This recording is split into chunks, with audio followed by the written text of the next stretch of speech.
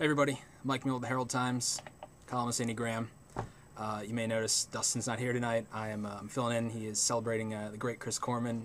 Chris got married today, so congrats, Chris. I'm hoping they're all being extremely convivial and celebration. It's early in the morning. I can only imagine. I imagine they are. I hope so. Where do we start with this one? This was a long. Where night. do we finish? Yeah, it was a long night. It was a fun night. In its own perverse way, it was really fun. It was. Unfortunately, Indiana did not come out on the winning side, lost 52-49 to a very good Ohio State team. There were many times in this game where you just sort of thought, well, this is it. Ohio State's going to put it away, but Indiana did not back down. Now I got my Cardinal hat on as a proud and happy Cardinal fan right now, and Hoosiers showed a little bit of that same kind of never say die stuff that my favorite baseball team showed Friday night.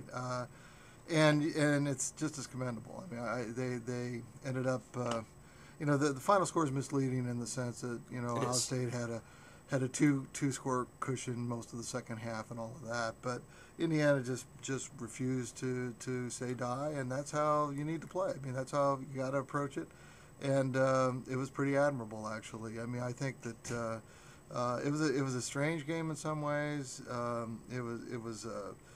think that. It's a legit top 10 team. I'm not sure how good Ohio State's defense is, but boy, its offense is potent. I mean, look at it this way: Indiana gave up 11 fewer points than Nebraska did the previous Saturday, and it's the most points Indiana's ever scored, not just against an Ohio State team, but ever against a top 10 team. So you have to give the Hoosiers some credit for they just kept in there pitching, right? And that's another bad baseball analogy, I guess. But they really, when they finally did expire, it was not because they admitted it.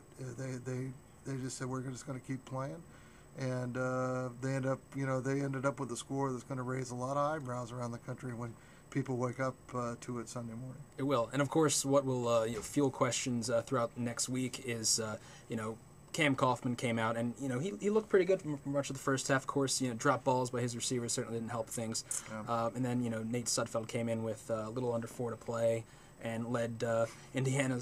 Scored 2 touchdowns within 35 seconds. So we're back to this with an onside kick that worked on a great play by Stoner to save it from going out of bounds. So don't call it a controversy, but we have 2 quarterbacks here who are showing potential and showing ability. They are clearly. I mean, the staff, feels as evidenced by starting Kaufman and playing Kaufman. They feel more comfortable with him for whatever reason, and it just has to be how he's performing in practice and how he is in the meetings and what kind of leadership ability he seems to have. I mean, we're not privy to all of that. We can only watch what we see on Saturdays, basically, and then talk to the coaches a bit during the week.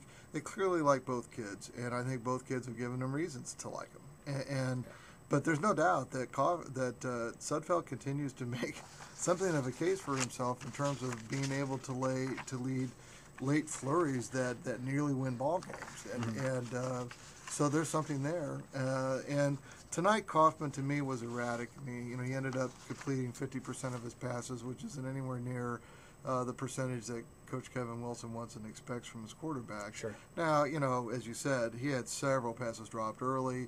Ohio State's defense has something to do with that, but still, he was erratic at times, I thought, with his reads and with his ability to deliver the ball. Indiana, did stretch the field a little bit more this game, which I thought was good.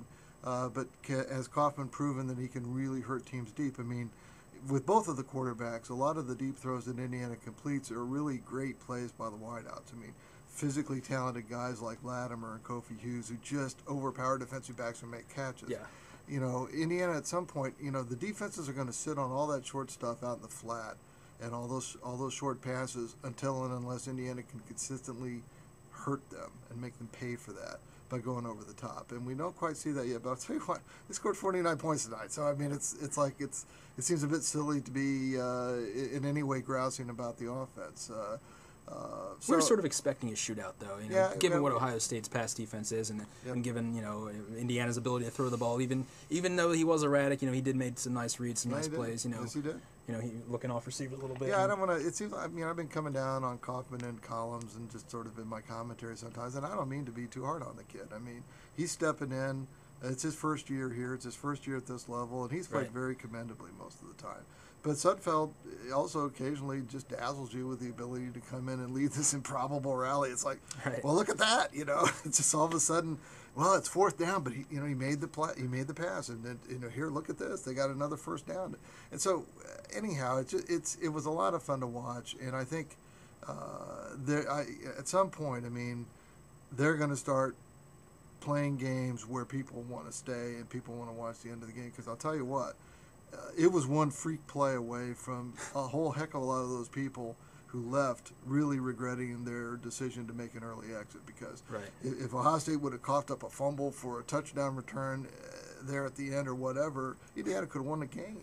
I mean, which as amazing as that sounds, but. I was really intrigued to see whether Indiana had progressed enough as a program that it could really play a legit top 10 team, which is what I think Ohio State is, and not just hang around, but kind of duke it out with them a little bit, and they did. I mean, they never really looked all that likely to win the game, but they nevertheless never went away either. Right.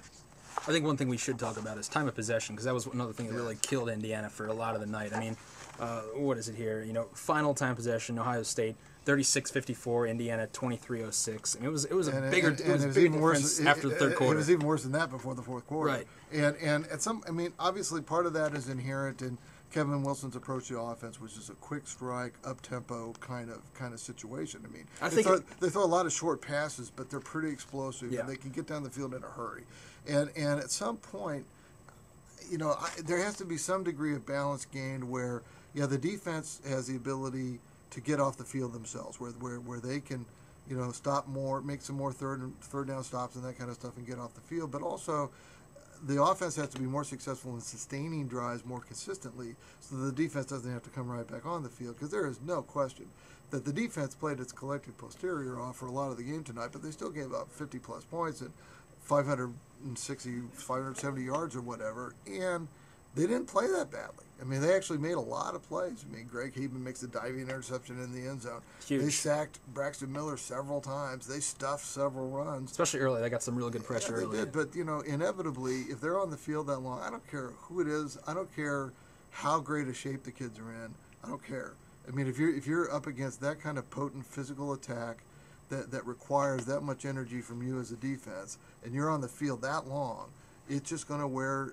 It's going to wear on you some. And I mean, when Carlos Hyde, who's 220 pounds, and Braxton Miller's 220 pounds, are pounding on you, and I thought Indiana's kids stood in there and fought. That's the thing. I feel like you sort of also just have to tip your cap to Braxton Miller, because he's just going to make the plays. But I think a lot of those, dancing out of the pocket and everything, it was good coverage too. I mean, he's just doing what he does. No, he's the Big Ten's best player. And look, Denard Robinson is a fantastic player to watch, and obviously tremendously talented. But Miller, man, I think, after I watched him last year, where, he had his ups and downs as a freshman, but was always, a terrific talent. I mean, you could see the potential there. Now he's got a coach in Urban Miller who obviously really knows what to do with a big, strong, running quarterback. He had that Tebow guy, and he understands what to do. And he's very clever with how he'll help, Miller free himself for runs like that. But, to be honest with you, once again, Indiana stood in there pretty well. The longest run Miller had was a 67-yard touchdown run right up the gut. And it was going to be probably a pretty decent game, but it might not have been a touchdown if the back judge hadn't inadvertently blocked Jakari Alexander, the Indiana linebacker, who looked like he might have a play, but he didn't after he ran into the referee. So even that play was kind of a freaky thing where I'm not sure he would have actually gone 67 yards. I'm going to give him the benefit of the doubt on that one. I think he probably scores anyway. He's a hell of a player. Maybe so. All right, we got to wrap this up. Closing thoughts on tonight? Well, I think Indiana's gone through the toughest stretch of its season, potentially on paper, although the last three games are also very tough. All of the games are tough. I mean, it's the Big Ten, and they go play Navy, which now looks like it has a quarterback. But I don't think there's any team on Indiana's schedule now that it can't beat, nor any team that can't beat Indiana. But after watching tonight, don't count them out. That's all the time we have, everybody. Mike Miller for Andy Graham. Thanks for watching.